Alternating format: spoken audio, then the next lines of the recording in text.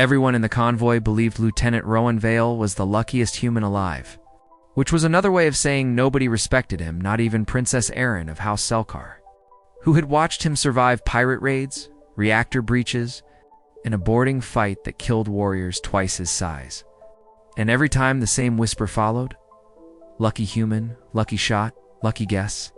So when the royal column entered the red canyons of Vera the Ninth and Rowan stopped his mount, looked toward the narrowing pass and said, "Princess, halt the convoy now, or half your escort dies in the first volley." Aeryn nearly laughed. Captain Sarek actually did. Because the scanners were clear, the drones saw no movement, and the canyon looked empty under the stormlit sky. But Rowan kept staring at the rock walls, as if they were speaking to him. Then he said, "No birds, no scavengers, no dust crossing from the West Channel." The broken cart ahead was placed after dawn, and something large is blocking the ridge wind. If I am wrong, you lose 30 seconds. If I am right, you keep your people alive. Aeryn hesitated, then gave the order. Luck does not repeat itself with that kind of precision. The convoy stopped. The banners snapped in the hot wind. Sarek turned with a smug smile, and the canyon exploded. Plasma fire crashed from both ridges. The road ahead vanished in molten stone. The broken cart burst apart and revealed a mine cluster under its frame. And the lead guard section would have ridden straight into the kill zone if the column had moved even a few steps farther. Alarms screamed, mounts panicked, soldiers broke for cover, and through all of it, Rowan was moving. Not surprised, not frozen, moving. He grabbed a field cum and started issuing orders with brutal clarity. Shield wagons left, infantry dismount. Smoke the upper ridge, spread out, do not bunch. Cut the second firing angle before they correct.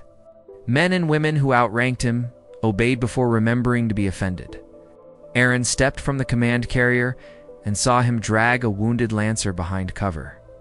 Glance once at the canyon floor and say, "Right, ridge is noise. Left ridge has the commander.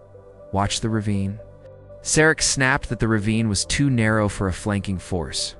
Rowan answered, "That is why they will use it. Nobody guards what pride has already dismissed. The deadliest mind on a battlefield is the one that sees what vanity refuses to notice." Aeryn did not know why she trusted him then. Only that the certainty in his voice sounded harder than fear. He turned toward her and said, "Move your reserve behind that black basalt in 7 seconds, not 8. She obeyed. And on the 7th second, raiders burst from the ravine, exactly where he said they would. The Selkar reserve slammed into them from concealment and shattered the charge before it reached the royal crest. That was the moment her disbelief cracked, because this was no lucky survivor stumbling through chaos. Rowan had understood the shape of the ambush before the ambush began. He had read it in the missing birds, the stalled dust, the false wreck in the road. He had seen intention where the rest of them saw scenery. The battle turned fast after that. Smoke forced the upper marksmen from their nests. The shield wagons redirected incoming fire. Lancers hit the ravine unit from the flank, and once the attackers lost timing, they lost courage. Rowan fought only when he had to. Pulse pistol in one hand, combat blade in the other. Efficient, controlled, cold. When one raider broke through toward Aeryn, Rowan stepped into the charge, took a burn across the shoulder, and killed the attacker with one sharp motion that looked inevitable. Then the princess understood. Luck never arrives carrying a full tactical map. Within minutes, the canyon belonged to House Selkar again. Though the ground was blackened and the wounded lay in rows beneath emergency lamps, Sarek approached Rowan with soot on his face and anger fighting humiliation in his eyes, asking how a human transport officer had predicted a clan ambush better than Selkar tacticians. Rowan wiped blood from his jaw and said, "Because they wanted you watching the obvious. The real attack is always hidden behind what arrogant people are certain cannot matter." Nobody answered that, because everybody present knew how close royal pride had come to becoming a royal funeral. Aeryn summoned Rowan to the shadow of her carrier and studied him without noble prejudice for the first time. His armor was scorched, one sleeve cut open. His expression tired but steady. She asked whether humans had some battlefield instinct her tutors never mentioned. Some unnatural talent for sensing danger.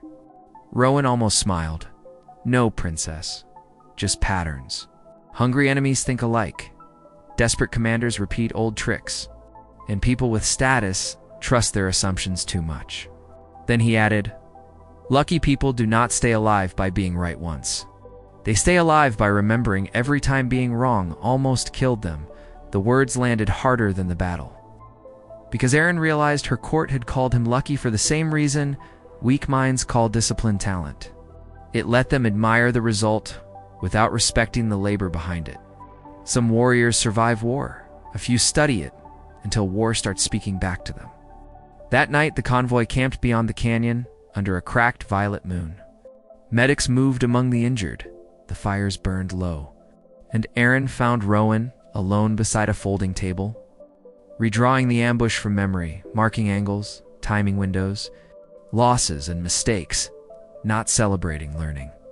She asked why he was still working after saving the convoy and humiliating every officer who had mocked him. Rowan looked up and said, because the next one starts the moment we pretend this one taught us enough. Aeryn stood there in the cold wind and finally understood what frightened the old empires about humanity. Not their strength, not their stubbornness, but the patience of their attention, the way a human could stare at an empty canyon, notice one wrong shadow and one missing bird, and see death assembling itself before anyone else knew there was danger. By dawn, the story spreading through the camp had already changed. No one was calling Rowan Vale lucky anymore, and Princess Aeryn, who had once mistaken his survival for chance, now watched him with something rarer than affection, respect sharpened by fear. Because once you witness a human predict an ambush from silence alone, you never again confuse his calm for fortune.